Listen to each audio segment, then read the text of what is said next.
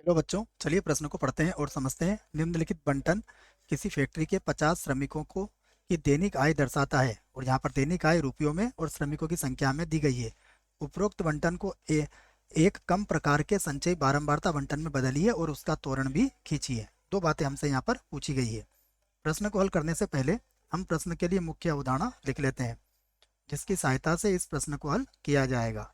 तो अवधारणा मुख्य अवधारणा में हम तोरण किस प्रकार से बनाया जाएगा इसको यहाँ पर लिखने वाले हैं। उसके पहले आपको ये भी पता होना चाहिए कि बंटन को दो प्रकार से बनाया जाता है। एक से कम और दूसरा होता है से अधिक। से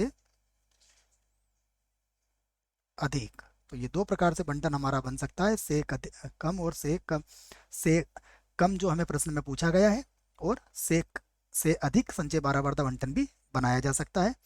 दूसरा देखिए, तोरण जो होता है वो क्या होता है, वो भी आपको याद होना चाहिए। तो मैं यहाँ लिखता हूँ तोरण। तोरण जो होता है वो कोण रहित वक्र होता है।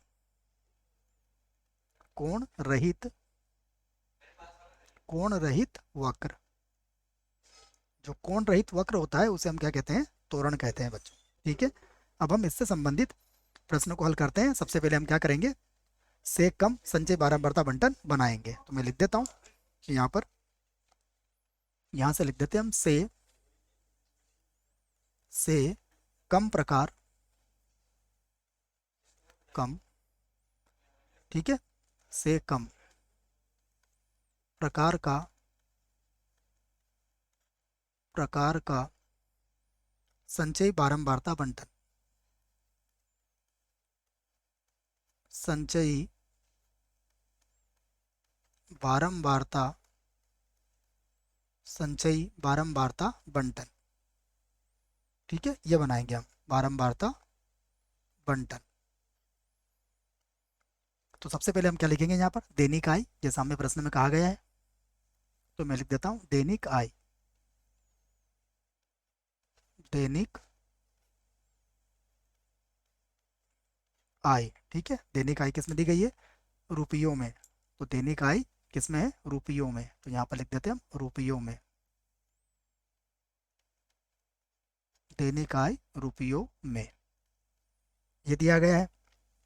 अब देखिए, से कम की बात करेंगे तो यहाँ पर हम क्या करते हैं कि हमें 100 से 120, 120 से 140 जो ये ऊपरी सीमाएं हैं बच्चों, इनसे कम हम लेंगे। ठीक है ना, सभी में इनसे कम लेंगे हम। तो 120 से कम, 140 से कम, 160 से कम, 180 से कम और 200 से कम, इस प्रकार से हमें लिखना है। तो यहाँ से लिख देता हूँ मैं। सबसे पहले लिखेंगे 120 से कम, से कम।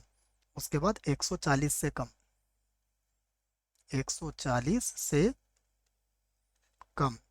उसके बाद 160 से कम, 160 से कम। उसके बाद 180 से कम, 180 से कम। उसके बाद आ जाएगा 200 से कम, 200 से कम। ठीक है, यहाँ पर श्रमिकों की संख्या दी गई थी, उसे लिख लेता हूँ मैं सबसे पहले। यहाँ पर है श्रमिकों की संख्या। श्रमिकों श्रमिकों की संख्या। देखिए, श्रमिकों की संख्या जो होगी वो कितनी दी गई है हमें, उसे भी लिख देता हूँ मैं। श्रमिकों की संख्या जो है वो है हमारे पास 12। 12 के बाद है 14। 14 के बाद है 8। 8 के बाद है 6। 6 के बाद है 10। परंतु हमें संचयी बारंबारता निकालना है इसकी, तो अब यहाँ से बना देते हैं संचयी बारंबारता। संचयी बारंबारता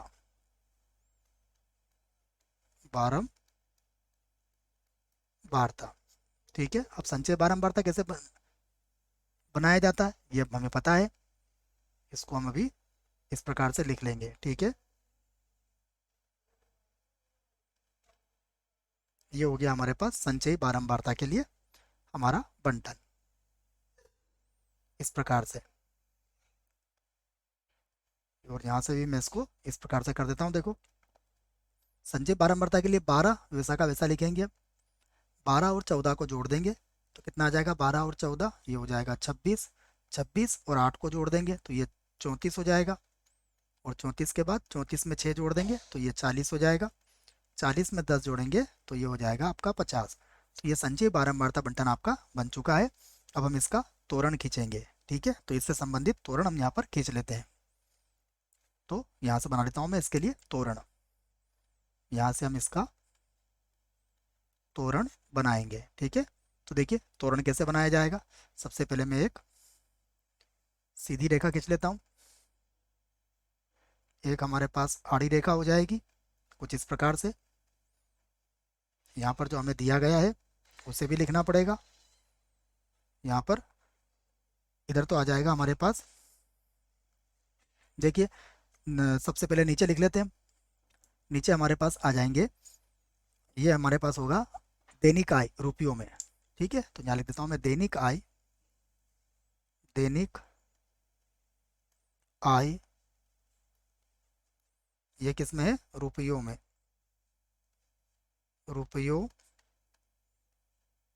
में। तो ये दैनिक आय तो रुपयों में हो गई, और यहाँ पर आ जाएगा श्रमिकों की संख्या, ठीक है। यहाँ पर लिख देंगे हम श्रमिकों, श्रमिकों की संख्या, ये हम यहाँ पर लिख लेंगे। अब देखिए अगर आप ध्यान से देखें तो सबसे पहले तो यहाँ पर हम इस प्रकार से लगा देंगे जो कि जो अंतराल हमारा अलग से होगा उसको व्यक्त करेगा, ठीक है। अब यहाँ से हम क्या करते हैं, लिख देते हैं सबसे पहले 120 हो जाएगा, 120 के बाद यहाँ लिख लेंगे हम 140, 140, 140 के बाद 160, 160 के बाद 180, 180 के बाद यहाँ पर आ जाएगा 200, ठीक है। कहाँ तक है हमारे पास देख लेते हैं, हमारे पास है 200 तक, ठीक है ना। 120, 140, 160, 160 नहीं लिखा गया हमने, देख लेते हैं जी हाँ, 120, 140, 160, 180 और 200, ठीक है, ये लिख लिया हमने। अब हम चाहे तो आगे भी लिख सकते हैं, हालांकि उसकी कोई आवश्यकता नहीं है। अब यहाँ पर देखें तो हम कितने कितने का अंतर ले लेते हैं, देखो 10-10 का अंतर ले लेते हैं। तो ये हो जाएगा 10, 10 के बाद यहाँ पर हो जाएगा 20, यहाँ पर हो जाएगा 30, यहाँ लिख लेते हैं 40, ये हो जाएगा 50, और यहाँ पर हो जाएगा 60। कहाँ तक ले जाना है हमें संचयी बारंबारता बंटन को, 50 तक। तो 60 तक लिख लिया हमने, कोई समस्या नहीं है। अब इससे संबंधित हम लोग इसको यहाँ लिख लेते हैं।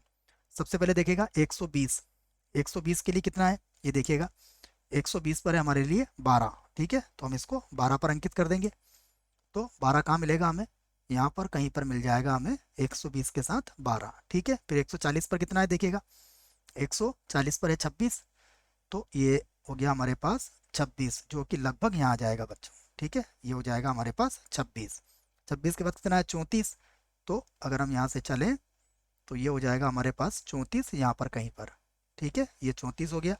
फिर 180 पर कितना है देखिएगा, 180 पर मिलेगा हमें 40, तो 180 की सीध में यहाँ पर लिख लेता हूँ मैं 40, ये आ गया हमारे पास 40। उसके बाद अगला किस पर है 200, 200 पर कितना है 50, ठीक है। तो ये 200 है, और 200 की सीध में अगर चलेंगे तो ये आ जाएगा हमारे पास 50। अब हम इनको मिलाएंगे सभी बिंदुओं को, परंतु ध्यान रहे कि यहाँ पर हमें कोणीय परिवर्तन बिल्कुल नहीं होना चाहिए। तो हल्के हाथों से मिला दीजिए इसको आप, जिससे कि यह इसमें कहीं पर भी कोणीय परिवर्तन आपको नजर नहीं आए। बिल्कुल हल्के हाथों से मिलाइएगा, ये वक्र होगा इस प्रकार से, ठीक है बच्चों। तो ये मैंने बना दिया है। यही हमारे प्रश्न के दोनों उत्तर हैं। आशा करता हूँ प्रश्न का उत्तर समझ में आया होगा। धन्यवाद।